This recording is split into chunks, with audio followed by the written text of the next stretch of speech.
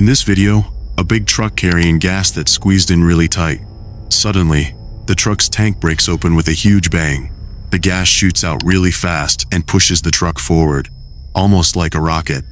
Then, this gas catches fire and makes a big flame.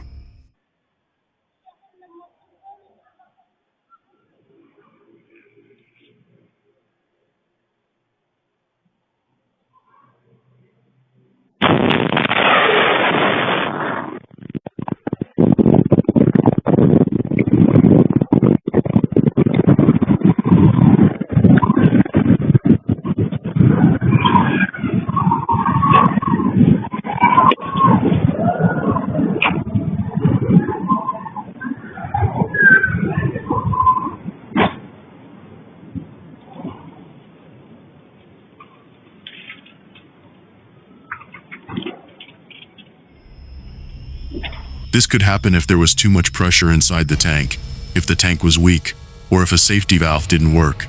When some special cold gases get out into the open air, they can also expand super quickly and cause this kind of explosion. It shows how careful we need to be with trucks carrying stuff like this. This video is from a home security camera. In the video, there is a something looking like a real owl, and then someone appears wearing an owl mask. It's strange because you have a normal animal and then a person dressed like one on someone's property.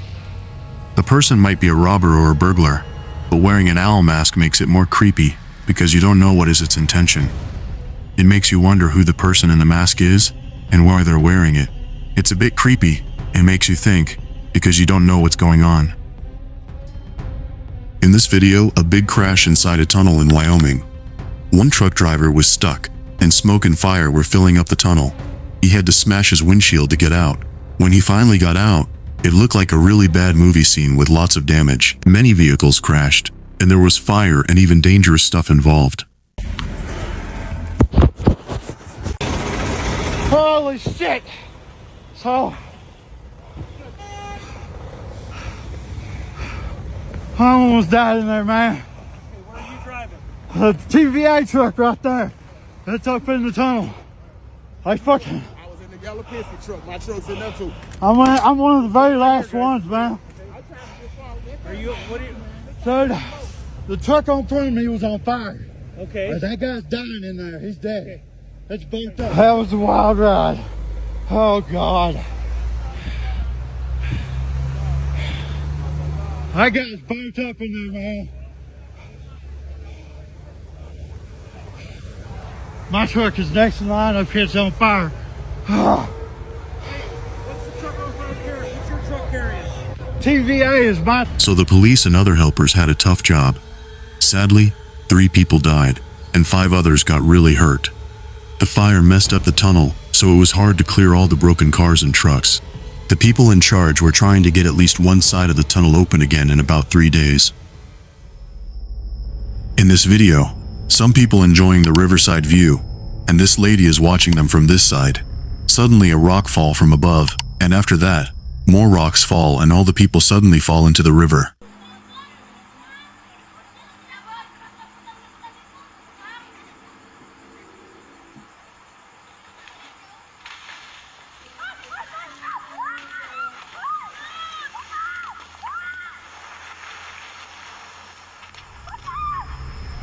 Luckily, even though it was scary, nobody got seriously hurt, only some minor injuries. But when you are in this type of location where anything can happen, then you have to be careful while enjoying, because sometimes we forget that these places are very unpredictable. In this video, you see a mountain biker riding on a really skinny and rocky path way up high next to a big drop. It looks super risky because there's hardly any room to make a mistake, and falling off the side could be really bad.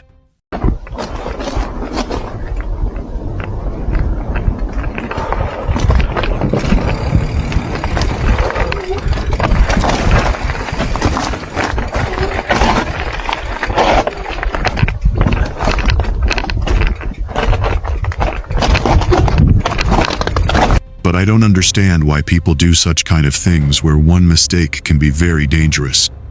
This shows how dangerous extreme mountain biking can be. The trail is tricky with loose stones, steep hills, and scary edges, so you'd have to be a really skilled and experienced rider to get through it. A little girl was walking in the kitchen and then just stopped and looked at something. Then, it looked like the kid was talking to someone, but there was no one else there. The kid's mom, Rosie B., got a little scared. She thought maybe a ghost was trying to take her child's toys. What made it even weirder was that the kid said she was talking to a little girl and a little boy. This made Rosie wonder if maybe something about their house from a long time ago could be the reason why this strange thing happened.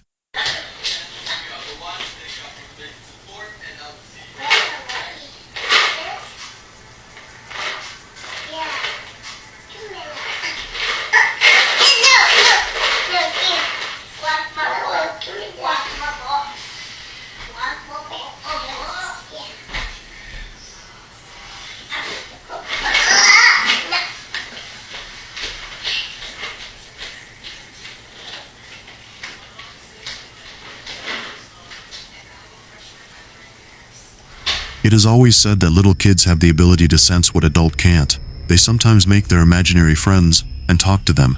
Is it possible that little girl was talking to her imaginary friends? What do you think about it? A group of people in Guatemala were filming a volcanic eruption.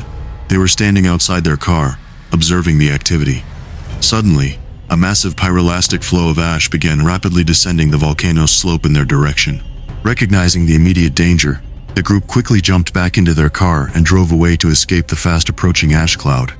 Even after creating some distance and stopping to watch, the ash cloud continued its advance, forcing them to drive off once more with the roaring gray mass dangerously close behind.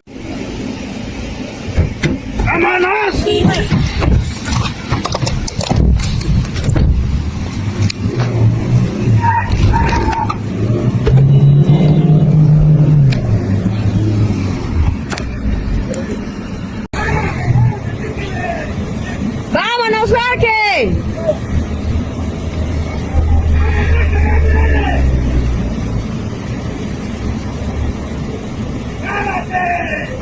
The incident vividly illustrates how quickly volcanic events can escalate, demanding swift action to avoid harm. The chilling footage captured by a doorbell camera shows a woman in distress as she frantically seeks help at a stranger's front door. Her repeated glances over her shoulder reveal the source of her fear: a man rapidly approaching her. Before she can elicit a response from the home's occupants, the man reaches her and forcefully takes hold of her. His demand for her to get into a nearby car is met with the woman's desperate pleas for him to stop his actions.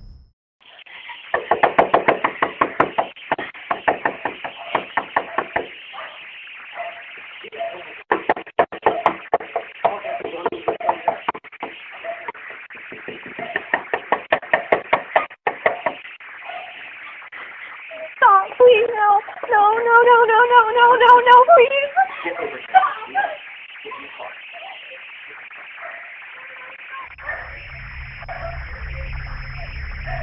The raw and unsettling scene unfolds in broad daylight, highlighting the vulnerability of the victim and the cruelty of the man. Law enforcement authorities later identified the man as 20-year-old Victor Kucic. As a result of this disturbing incident, Kucic faced legal consequences, being charged with third-degree felony kidnapping, underscoring the severity of his crime in the eyes of the world. Two trucks smashed into each other and got stuck together high up on the road. One of the trucks caught fire really fast, and the driver inside was trapped by the flames. To save himself, the driver had to jump off the side of the bridge. He fell down to the ground below but luckily landed on some grass. It looks like he wasn't seriously hurt, even after falling from that height.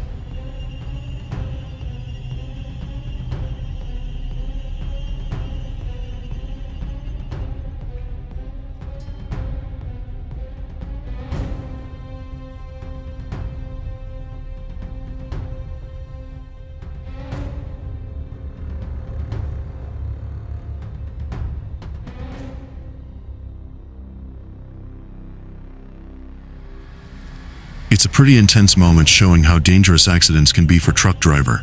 However, the video doesn't tell us why the trucks crashed, how bad the trucks or the bridge got damaged, or if anyone else got hurt.